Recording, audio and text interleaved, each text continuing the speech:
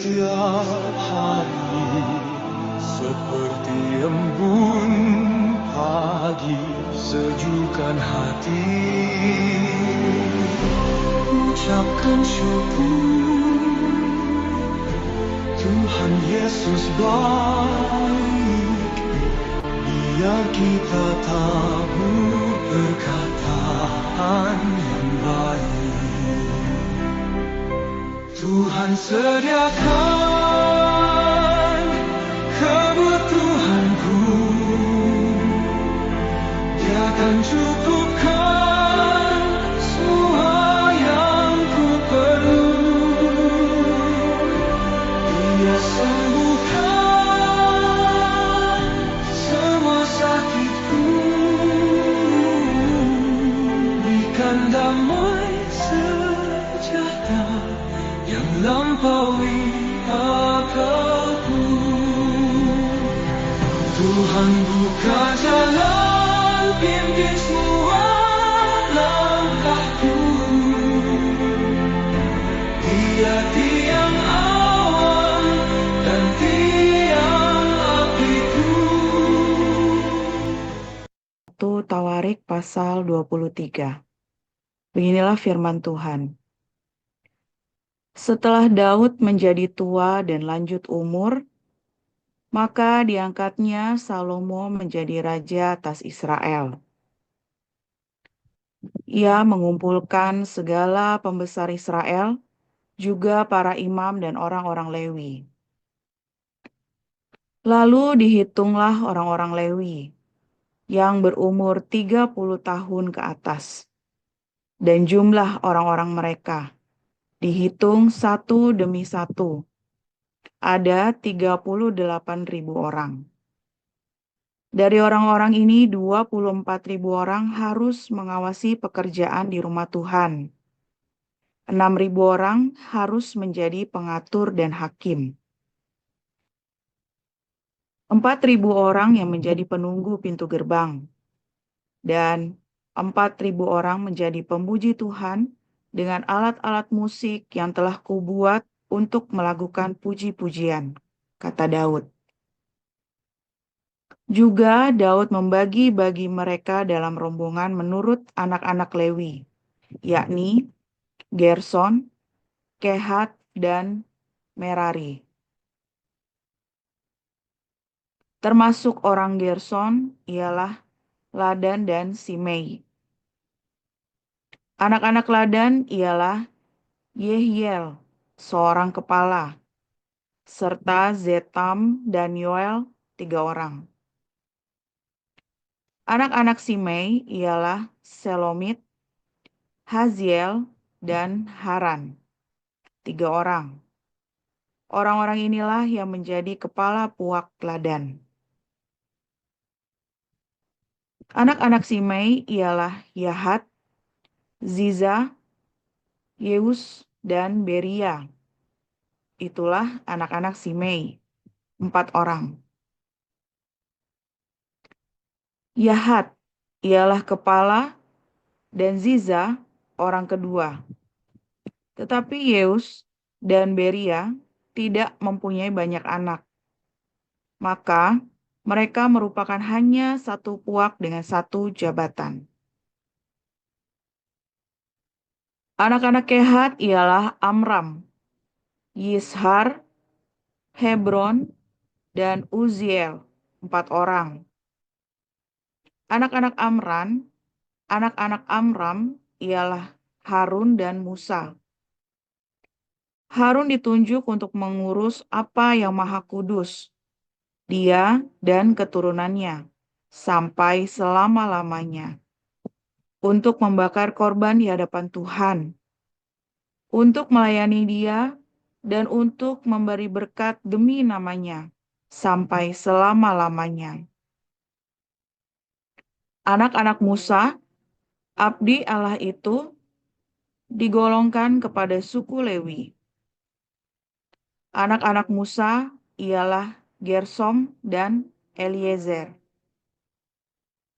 Anak Gersom ialah Sebuel, seorang kepala.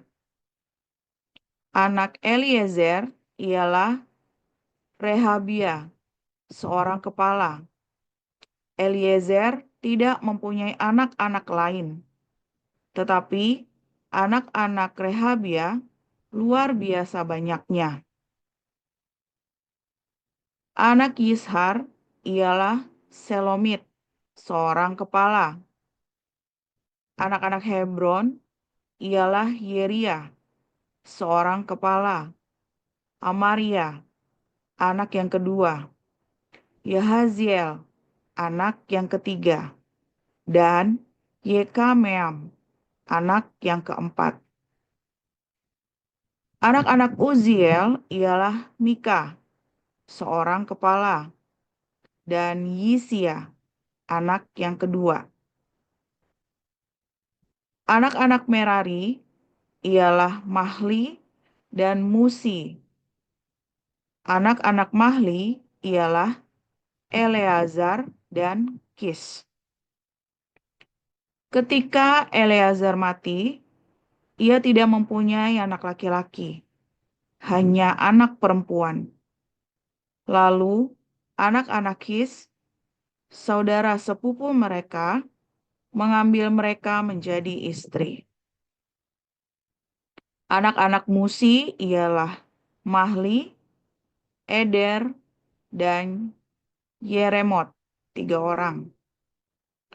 Itulah Bani Lewi menurut puak mereka, kepala-kepala puak mereka. Pada waktu mereka dicatat seorang-seorang sesuai dengan bilangan nama mereka, orang demi orang, yang berumur 20 tahun atau lebih.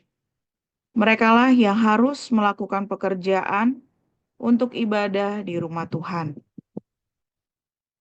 Sebab Daud telah berkata, Tuhan, Allah Israel, telah mengaruniakan keamanan kepada umat-Nya, dan ia diam di Yerusalem sampai selama-lamanya.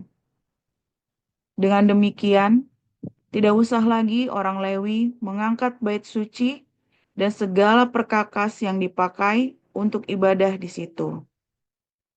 Sebab, sesuai dengan titah Daud yang belakangan, mereka yang didaftarkan dari anak-anak Lewi ialah yang berumur 20 tahun ke atas. Tugas mereka ialah membantu anak-anak Harun untuk menyelenggarakan ibadah di rumah Tuhan, mengawasi pelataran, bilik-bilik, dan pentahiran segala barang kudus, serta melakukan pekerjaan yang berhubungan dengan ibadah di rumah Allah. Juga, mereka harus menyediakan sajian dan tepung yang terbaik untuk korban sajian, roti tipis yang tidak beragi, apa yang dipanggang di atas panggangan, apa yang teraduk, dan segala sukatan dan ukuran. Selanjutnya, mereka bertugas menyanyikan syukur dan puji-pujian bagi Tuhan setiap pagi. Demikian juga pada waktu petang. Dan pada waktu mempersembahkan segala korban bakaran kepada Tuhan, pada hari-hari Sabat, bulan-bulan baru, dan hari-hari raya, menurut jumlah yang sesuai dengan peraturan yang berlaku bagi mereka sebagai tugas tetap di hadapan Tuhan. Mereka harus melakukan pemeliharaan kemah pertemuan serta tempat kudus dan harus melayani anak-anak Harun, saudara-saudara mereka, untuk menyelenggarakan ibadah di rumah Tuhan. Demikian firman Tuhan. Yesus pasal 4. Sebab itu aku menasihatkan kamu, aku orang yang dipenjarakan karena Tuhan, supaya hidupmu sebagai orang-orang yang telah dipanggil berpadanan dengan panggilan itu. Hendaklah kamu selalu rendah hati, lemah lembut, dan sabar. Tunjukkanlah kasihmu dalam hal saling membantu.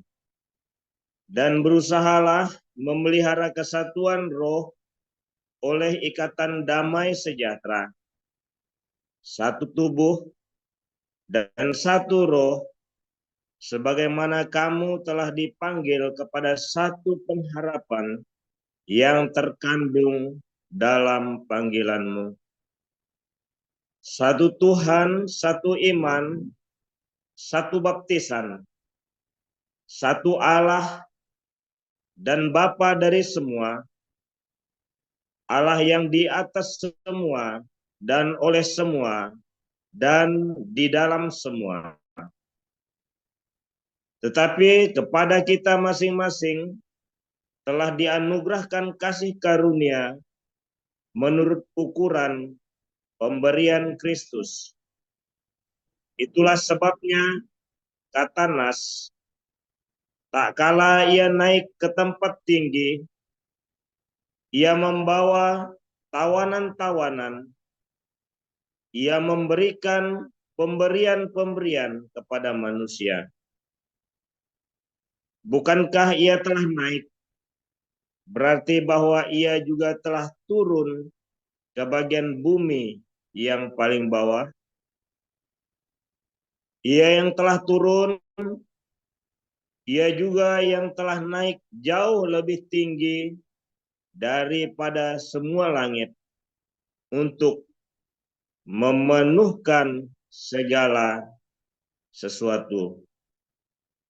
Dan ialah yang memberikan baik rasul-rasul maupun nabi-nabi, baik pemberita-pemberita Injil maupun gembala-gembala dan pengajar-pengajar, untuk memperlengkapi orang-orang kudus bagi pekerjaan pelayanan, bagi pembangunan tubuh Kristus, sampai kita semua telah mencapai kesatuan iman dan pengetahuan yang benar tentang Anak Allah, kedewasaan penuh dan tingkat pertumbuhan yang sesuai dengan kepenuhan Kristus.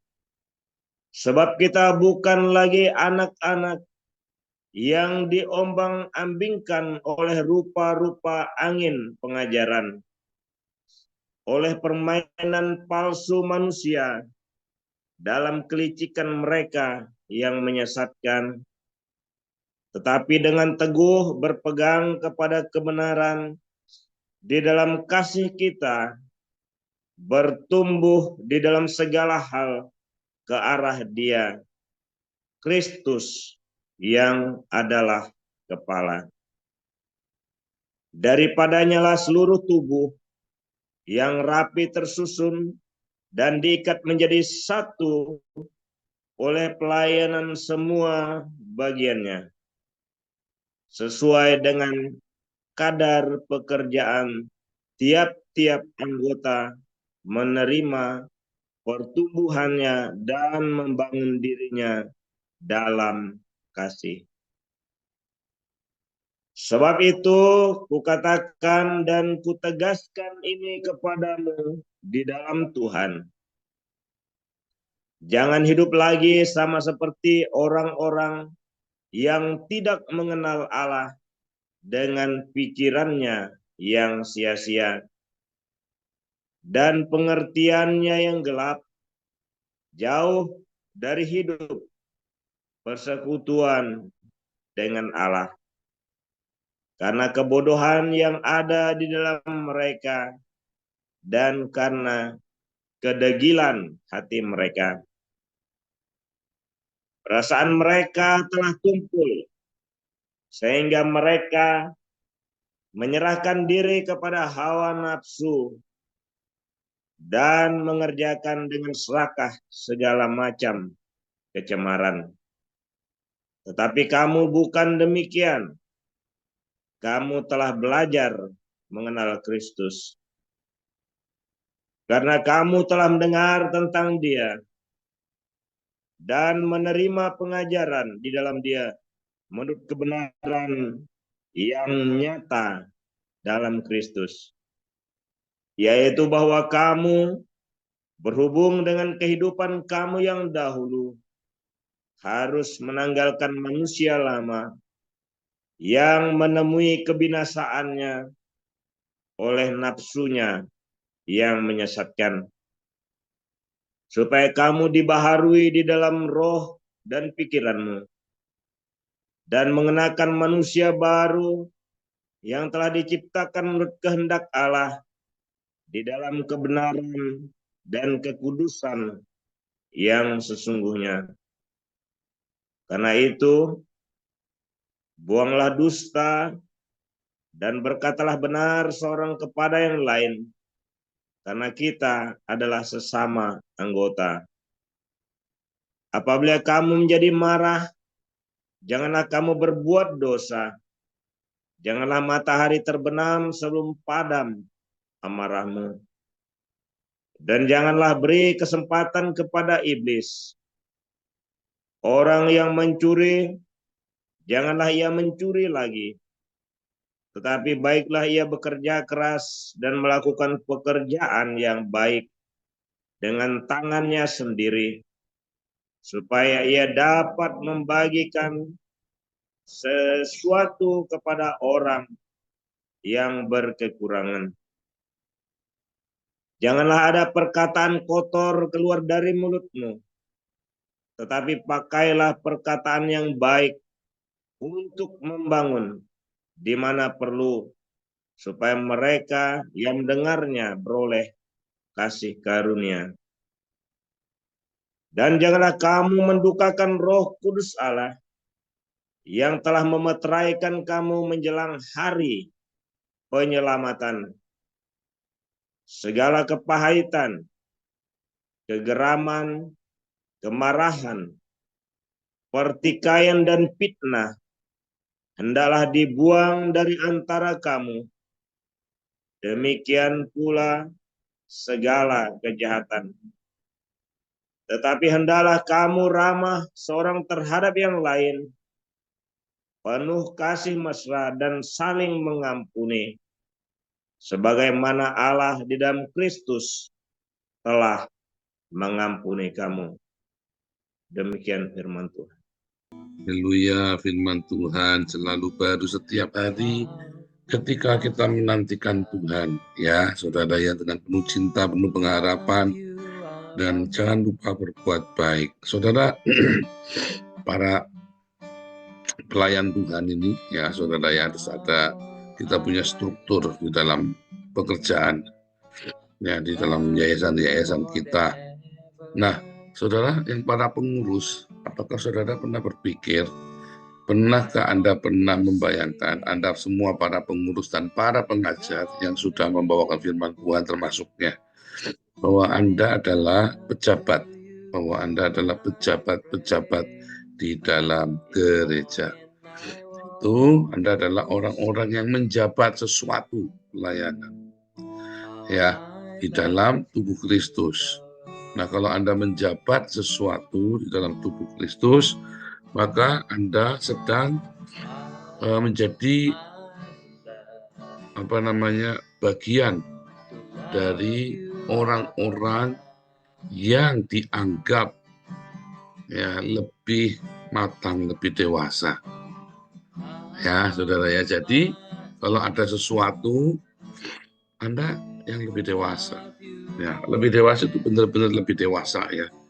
Misalnya ada kalau si Wesley sama Miracle itu ya, saya punya anak kan kebetulan bedanya 8 tahun ya saudara ya. Jadi waktu si Wesley itu umur 16 tahun, Miracle itu kelas 2 SD ya, umur 8 tahun, kelas 3 SD.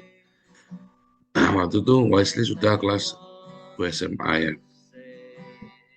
Lalu tiba-tiba si Miracle ini pengen sesuatu ya, pengen beli jajan, beli makanan.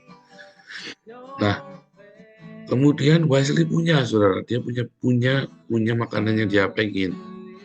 Nah, sehingga Wesley itu bagi aja, ya dibagi ya saudara ya, karena itu adiknya. Kebetulan Wesley itu sama adiknya itu sayang ya, jadi selalu perhatian, dikasih. Ya, saudara ya. Waktu dikasih itu, maunya semuanya, saudara ya. Dia pikir itu sudah dibeliin. Nah, dia kan minta dibeliin, dikasih. Dia pikir semuanya, saudara. Terus, karena si Wesley ini dia sudah dewasa, umur 16 tahun, dia cuma melongo sambil tertawa, saudara. Dengan dalam tanda kutip ya, ketamakan adiknya. Udah dikasih masih ngelunjar, saudara, minta semuanya. Tapi karena dia dewasa, dia melihatnya itu bukan sesuatu yang kurang ajar. Dan dikasih ngelunjar. Ya, saudara ya.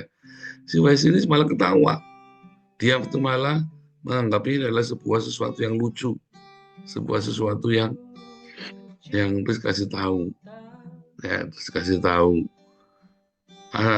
Karena masih kecil, dia tidak tahu dia pikir itu haknya dia. Ya, dia pikir itu haknya dia. Jadi itu punyanya kakaknya, dimiliki sama dia, merasa dia yang lebih punya, ya. Dan kakaknya itu nggak boleh lagi ngambil punya dia. Nah, karena si Wesley lebih dewasa, dia tahu itu sifat kekanak-kanakan. Jadi dia hanya tertawa. Nah, itu adalah menunjukkan bahwa dia lebih dewasa. Kalau sama-sama anak kan berebut ya kan, malah debat ya. Siapa di sini laki yang masih debat begitu, kakak beradik. Berarti anaknya dua-duanya belum dewasa.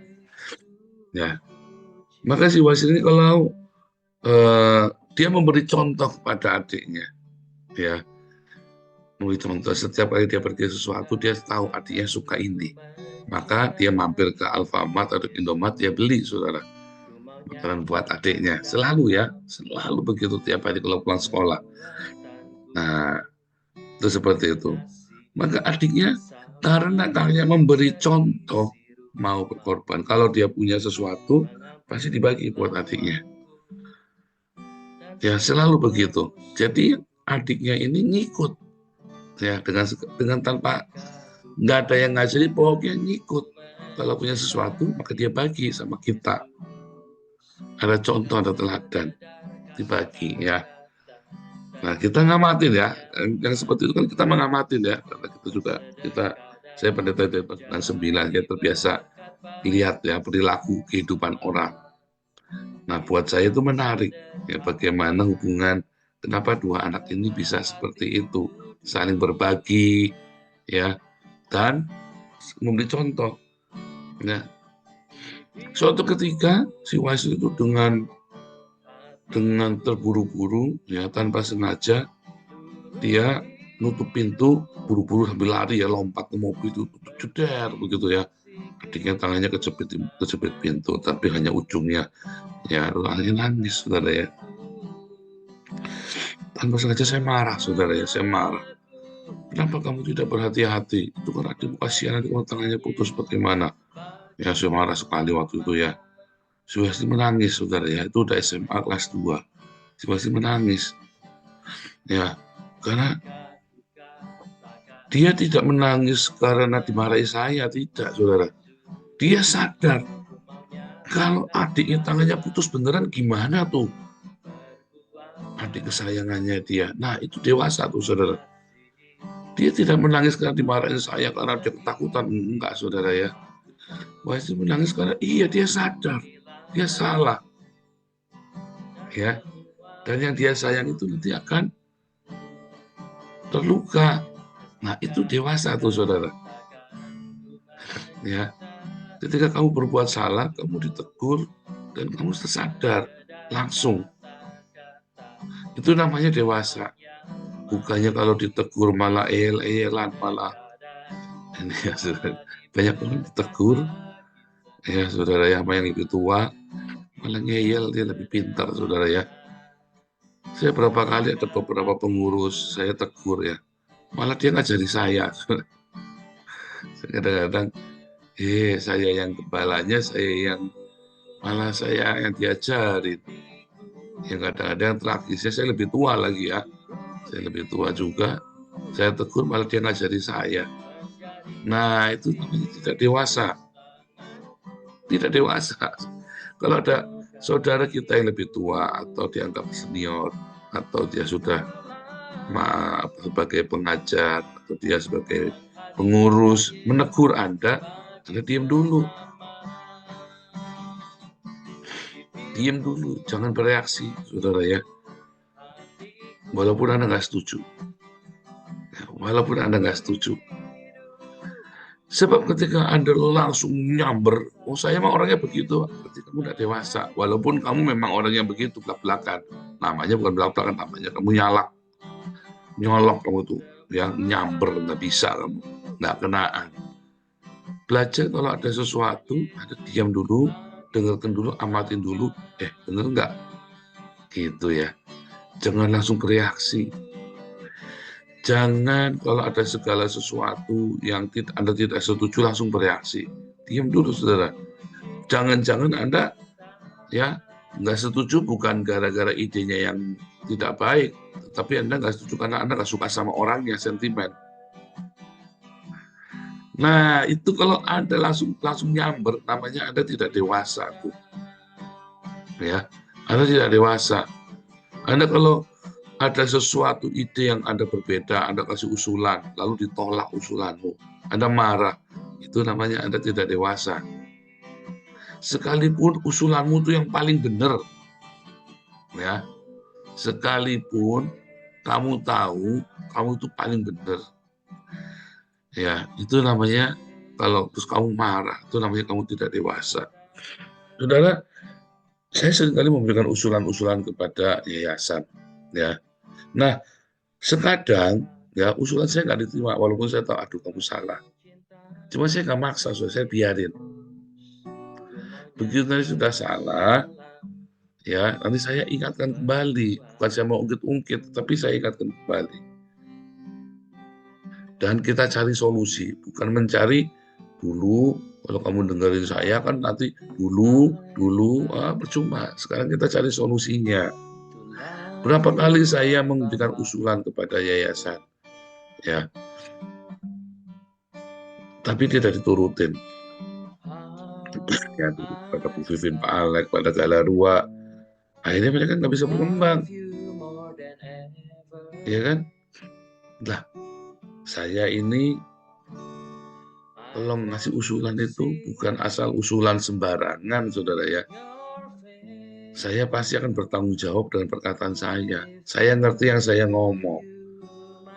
Nah, kalau nggak didengerin, saya tersinggung nggak? Ya, biarin saya dengerin, saya ikutin dulu.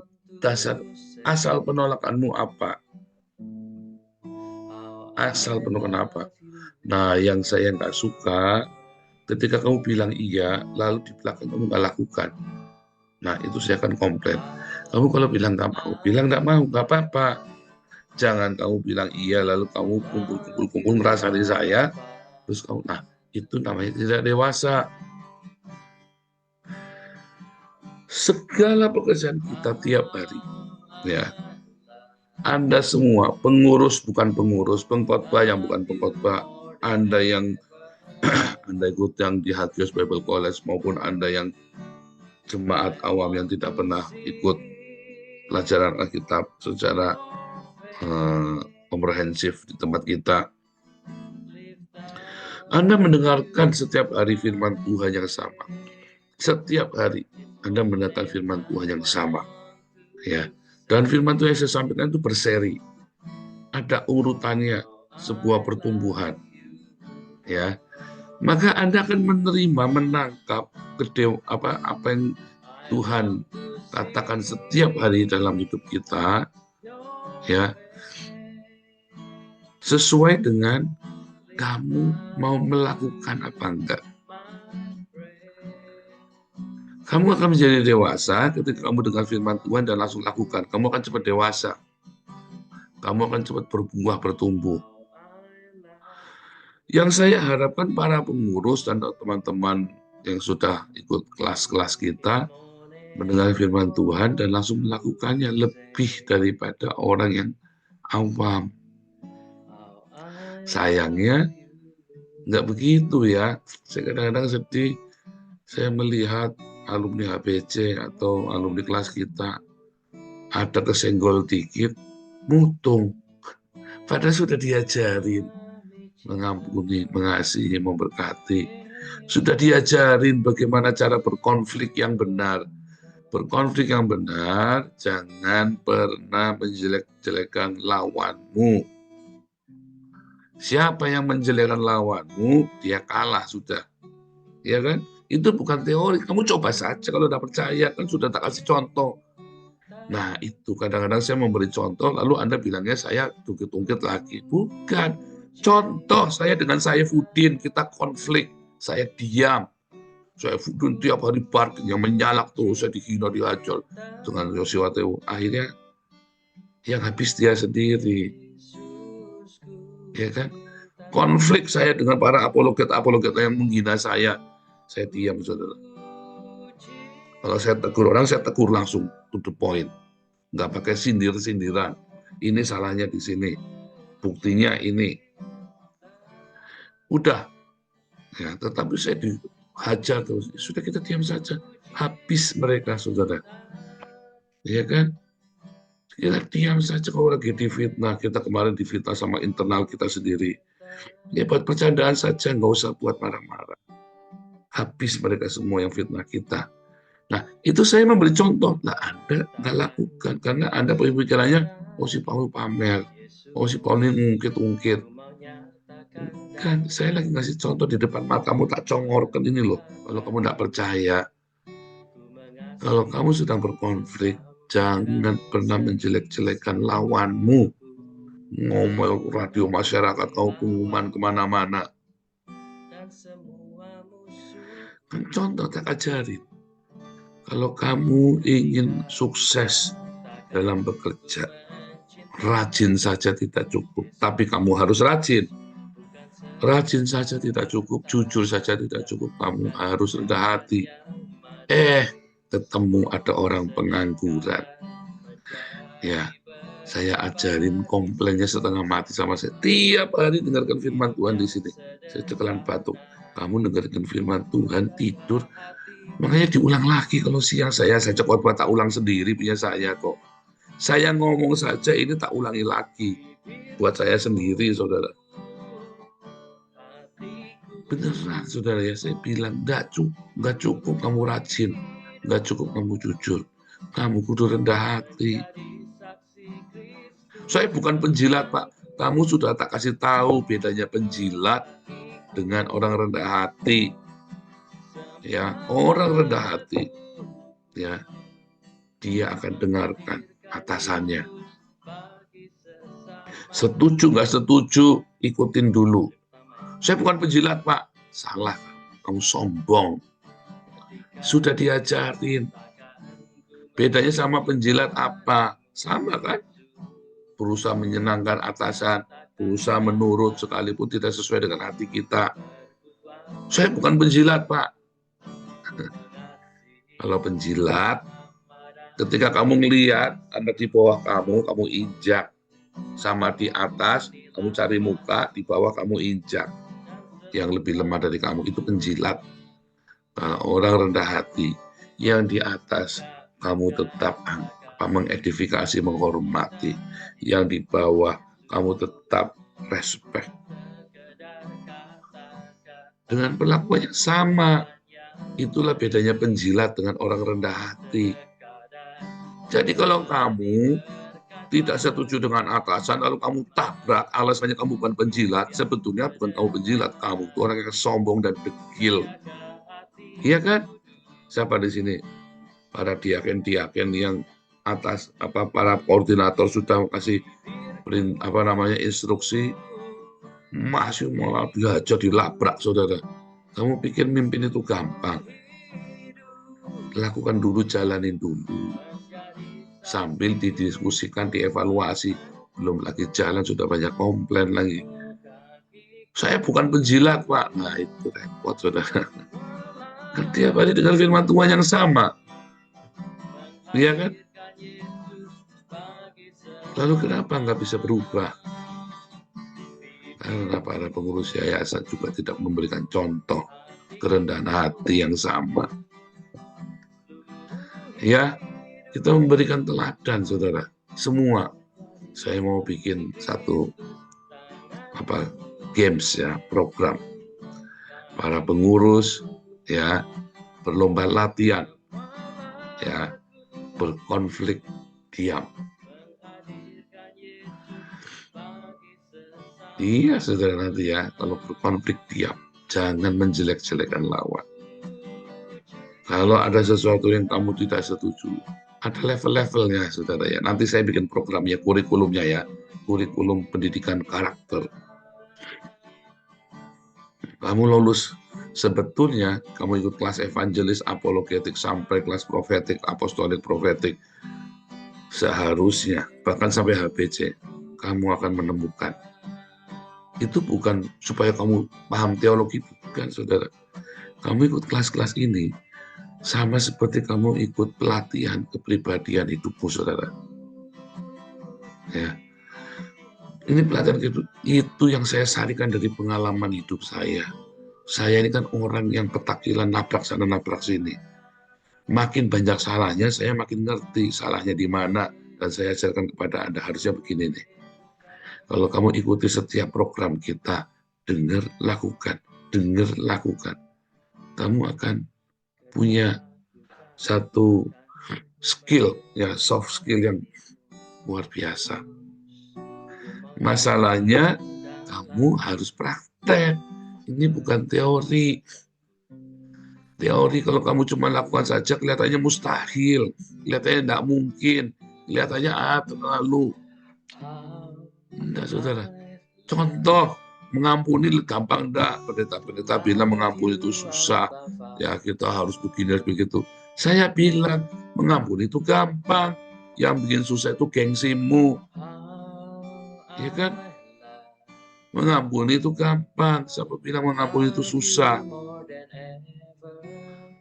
Ya, mengampuni itu mudah sekali, saudara. Siapa bilang mengampuni itu susah? Masalahnya kamu nggak mau, itu saja. Lepaskan saja pengampunan. Emang susahnya di mana?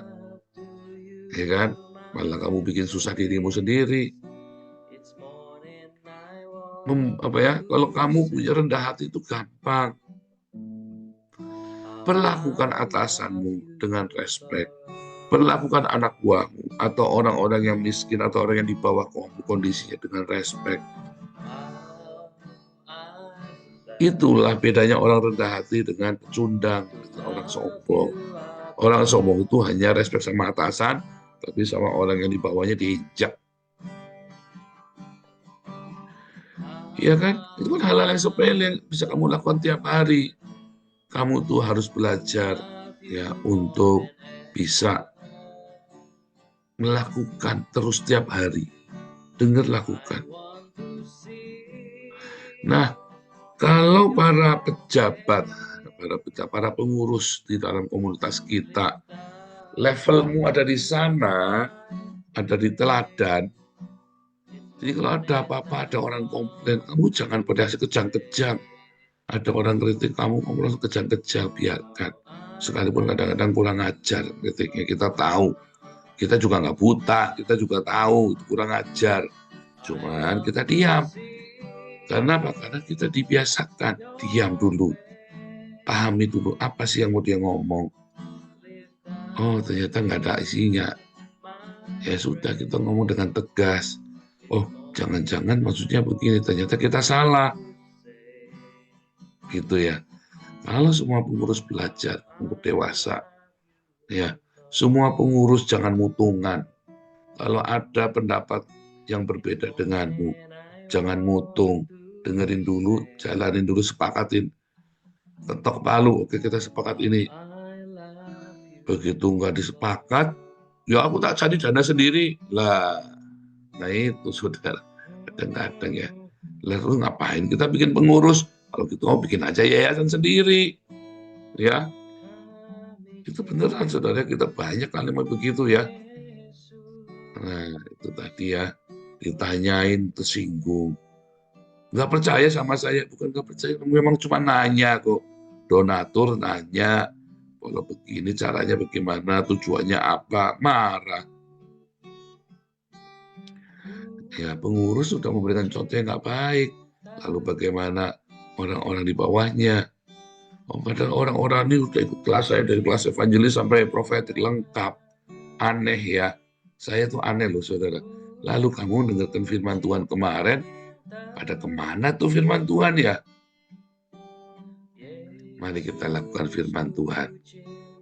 Kita ini adalah para pelayan yang memfasilitasi orang-orang untuk belajar, ya, bertumbuh di dalam karakter, bertumbuh di dalam metanoia kita, perubahan akal budi kita. Tuhan Yesus memberkati.